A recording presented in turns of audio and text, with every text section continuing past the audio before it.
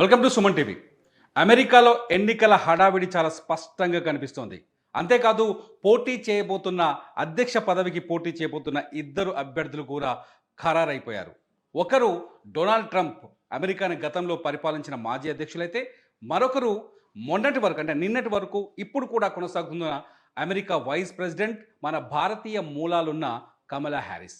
ఇంతకీ రాబోయే అంటే నవంబర్ 5వ తేదీన అమెరికాలో జరగబోతున్న అధ్యక్ష ఎన్నికల్లో గెలుపు అవకాశాలు ఎవరికి ఉన్నాయి? ముఖ్యంగా అమెరికా ఎన్నికల్లో ఖచ్చితంగా భారతీయుల ప్రభావం చాలా స్పష్టంగా కనిపించే అవకాశం ఉంది.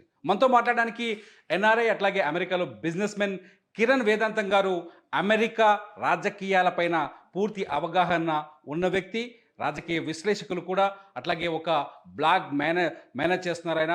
మనతో ఉన్నారు కిరణ్ గారు. నమస్కారం కిరణ్ గారు. మీరు అమెరికా నుంచి 2 రోజుల క్రితమే వచ్చారు. చాలా స్పష్టంగా ఇక్కడున్న వ్యవహారాలు చూసుకోవడానికి. సార్, మిమ్మల్ని నేను అడగాలనుకున్న మొదటి క్వశ్చన్ ఏంటంటే, కమలా హ్యారిస్ మన భారతీయ మూలాలున్న తమిళనాడు మూలాలున్న ఒక మన మహిళ, భారతీయ మహిళ అనే చెప్పొచ్చు. కమలా హ్యారిస్కి డెమోక్రాట్స్ పార్టీ నుంచి ఆమె గెలుపు అవకాశాలు ఎన్ని ఉన్నాయి? ఫస్ట్ ఆఫ్ ఆల్ తిరుమల గారు, చాలా థ్యాంక్స్, మీరు నన్ను ఇన్వైట్ చేశారు స్టూడియోకి. రాజకీయాలు ఎక్స్పర్ట్ అంటే నేను ఎక్స్పర్ట్ కాదు, కానీ యాజ్ ఎ బిజినెస్ మ్యాన్ నేను అబ్జర్వ్ చేస్తుంటాను ఏమవుతుంది, ఎట్లా అవుతుందని. Kamala Harris, America it's built as a land of immigrants. అందరం ఇమిగ్రెంట్సే అక్కడ. చాలా సక్సెస్ఫుల్ బిజినెస్ పీపుల్ అనుకోండి, ఇప్పుడు పొలిటీషియన్స్ చాలామంది ఉన్నారు నా ఇండియన్ రేస్లో ఉన్నవాళ్ళు. ఇంతకుముందు వివేక్ రామస్వామి ఏమో చూసాము, ఈ కమలా హ్యారిస్ ఏమో డెమోక్రాటిక్ పార్టీ, వివేక్ రామస్వామి ఏమో మన రిపబ్లికన్ సైడ్ వచ్చారు. అయితే ఇంట్రెస్టింగ్ ఏంటంటే, అమెరికన్స్ ఎలా చూస్తారు, ఇమిగ్రెంట్స్ ఉండి వాళ్ళకి పేరు వియర్డ్గా ఉంది లేదంటే స్పెషల్గా ఉంది అని వాళ్ళు అట్లా ట్రీట్ చేయరు. ఇన్ జనరల్ వాళ్ళకి కొంచెం ఏమన్నా రేషియల్లీ ఇంక్లినేషన్ ఉంటే మన వెనకాల చెప్తారేమో, కానీ when it really comes to opportunities అయితే చాలానే ఫెయిర్గా ఉంటుంది సిస్టమ్. అయితే ఈవిడ పేరు కమలా ఉందని, లేకపోతే ఆవిడ ఇండియా నుంచి వచ్చిందని, దానివల్ల ఆవిడకి అడ్వాంటేజ్ కానీ డిసడ్వాంటేజ్ కానీ పర్టికులర్గా ఉండదని నేను అనుకుంటున్నాను. ఎట్ ద సేమ్ టైం ఇప్పుడు చూస్తే మన ఇండియన్స్ కూడా దే ఆర్ స్ప్లిట్ అనమాట. కొంతమందికి ట్రంప్ ఇష్టం, కొంతమంది కమలా హ్యారిస్ ఇష్టం. అదంతా ఎట్లా రోల్ అవుతుంది అనేది ఇప్పుడు చాలా ఎందుకు ఇండియన్స్లో 2 డివిజన్స్ ఎందుకు కనిపిస్తున్నాయి? ఇండియన్స్లో కొందరు ట్రంప్ని ఇష్టపడడానికి కారణం ఏంటి, కొందరేమో కమలా హ్యారిస్ని ఇష్టపడడానికి కారణం ఏంటి? చాలా చాలా మంచి క్వశ్చన్ అడిగారు.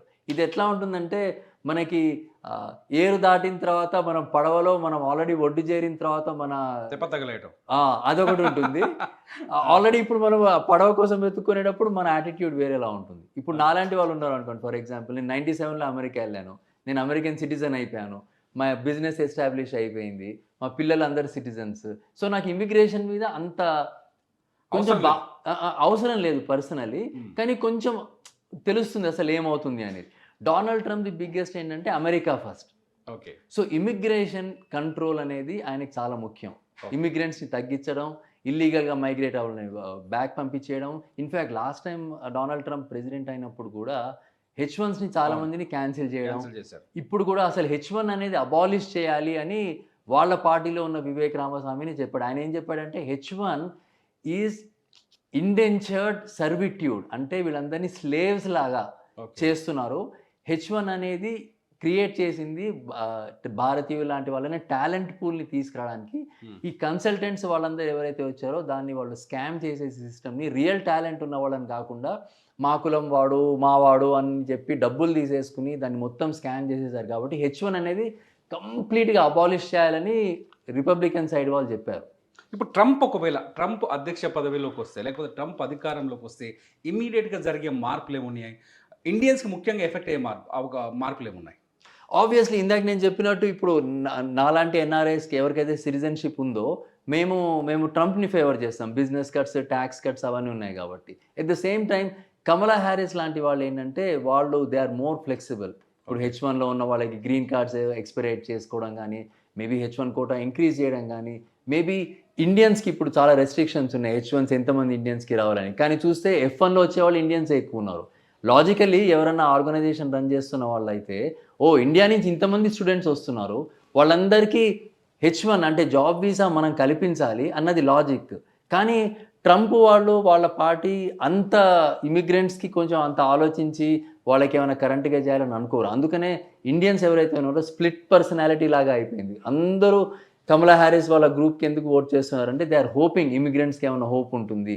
ఎందుకంటే సోషల్ ఇన్ఈక్వాలిటీ, వాళ్ళు హిస్పానిక్స్ అయినా, లటీనాస్ అయినా, ఏషియన్స్ అయినా Democratic Party there are more progressive అని ఇండియన్స్ కూడా ఇష్టపడతారని నా ఉద్దేశం. గతంతో పోలిస్తే గతంలో ట్రంప్ పరిపాలించారు 5 ఏళ్ళు, ఆ తర్వాత జో బైడెన్ అధికారంలోకి వచ్చారు. జో బైడెన్ ప్రభుత్వంలో కమలా హ్యారిస్ వైస్ ప్రెసిడెంట్గా ఉన్నారు.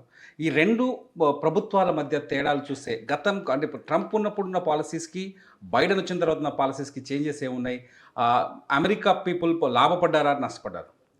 ఓవరాల్గా చూస్తే అండి ఇన్ఫ్లేషన్ పెరిగింది. ఇప్పుడు ఇన్ఫ్లేషన్ ఈవెన్ ఇండియాలో గ్లోబల్గా చూస్తే కూడా ఇన్ఫ్లేషన్ పెరిగింది. But at the same time అమెరికాలో ఏదైతే జో బైడెన్ పరిపాలనలో ముఖ్యంగా మనం చూస్తే ఇన్ఫ్లేషన్ అనేది చాలా పెరిగిపోయింది. గ్యాస్ అంటే జస్ట్ గ్యాసోలిన్, పెట్రోల్ ధరలు అయితే చాలా పెరిగిపోయాయి. ఆల్మోస్ట్ 25-30% పెరిగిపోయాయి. ధరలు పెరిగిపోయాయి. దాంతో ఏంటంటే ఈ గ్యాస్ ప్రైసెస్తో పాటు ఫుడ్ ప్రైసెస్ పెరిగిపోయాయి. ఇంకా ఆల్ అసోసియేటెడ్ సర్వీసెస్ పెరిగిపోయాయి. దాంతో లోవర్ మిడిల్ క్లాస్ వాళ్ళు యూజువల్లీ వాళ్ళందరూ డెమోక్రాటిక్ పార్టీకి సపోర్ట్ చేసేవాళ్ళు.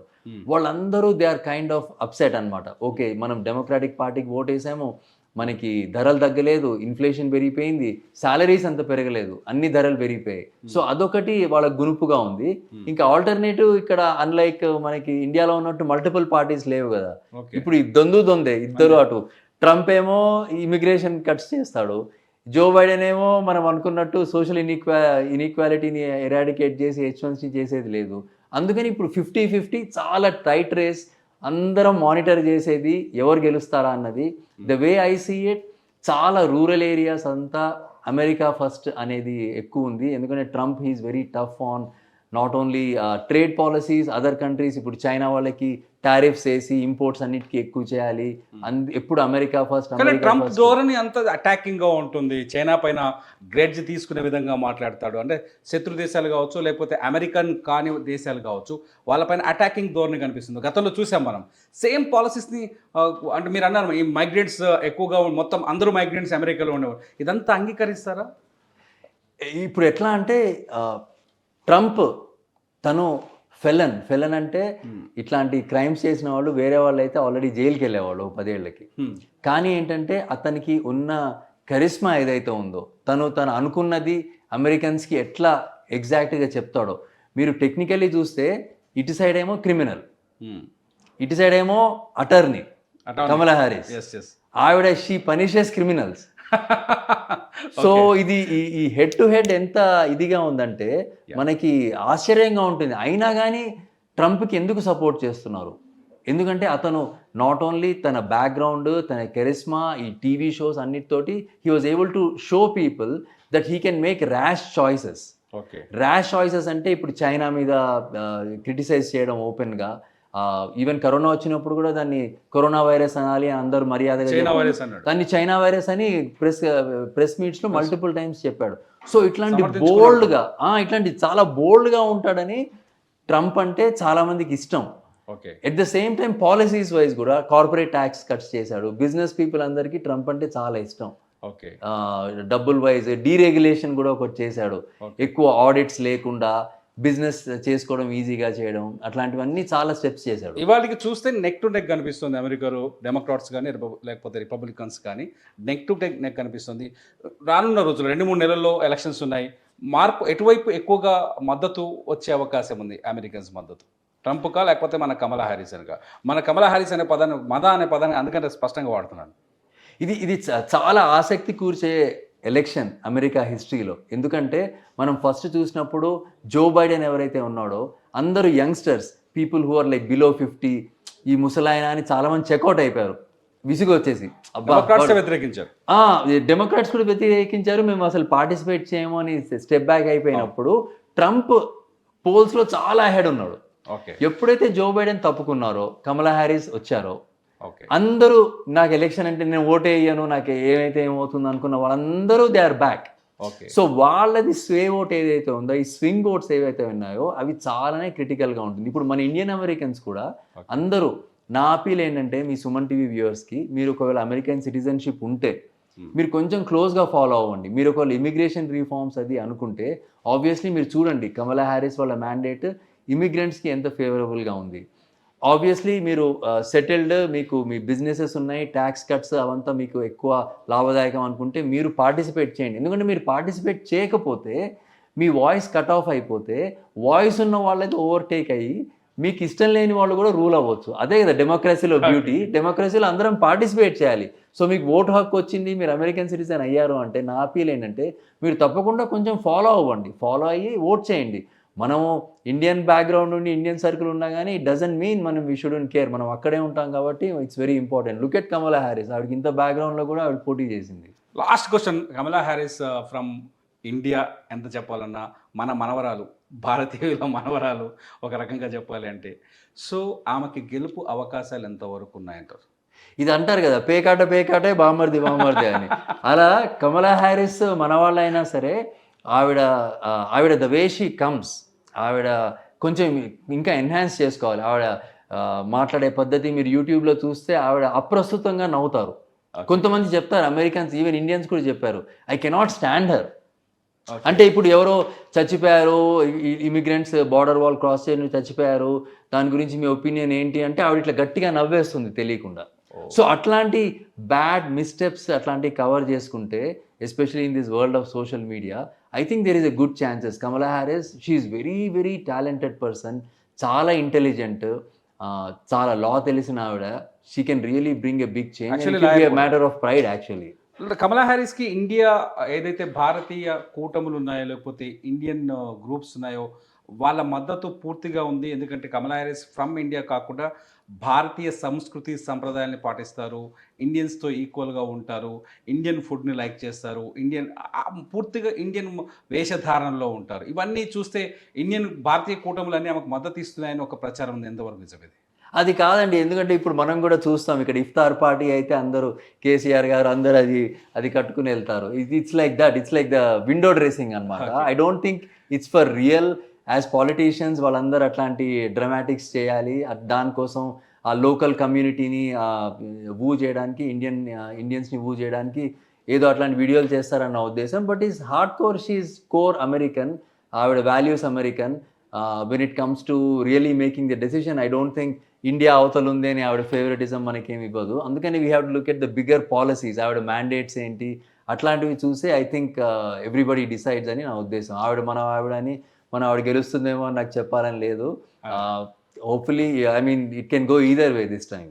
థ్యాంక్ యూ కిరణ్ గారు. ఇది మొత్తానికి అమెరికాలో జరుగుతున్న ఎన్నికల తీరు గురించి కిరణ్ గారు ఇచ్చిన ఎక్స్ప్లెనేషన్. ఎందుకంటే మనం అనుకుంటున్నాం ఇక్కడ కూర్చొని మన ఇండియన్ గెలవాలి, మన భారత మూలాలున్న మహిళ గెలవాలనుకుంటున్నాం, కానీ అమెరికాలో పరిస్థితులు వేరుగా కనిపిస్తున్నాయి. ట్రంప్ వస్తే అమెరికా బాగుపడుతుందనే ప్రచారం ఒకటి అక్కడ సెటిల్ అయిన భారతీయులు కూడా కనిపిస్తుంది. ఒకవేళ కమలా హ్యారిస్ వస్తే కొత్తగా అమెరికాకు వచ్చే వలసలు, కాకపోతే కొత్తగా అమెరికాలో సెటిల్ అవ్వాలని ప్లాన్ చేస్తున్న వాళ్ళకి మేలు జరుగుతుందని ఒక చర్చ జరిగింది. చూద్దాం ఈ ఎలక్షన్స్లో రిజల్ట్ ఎలా ఉండబోతుందో. Thank you so much sir.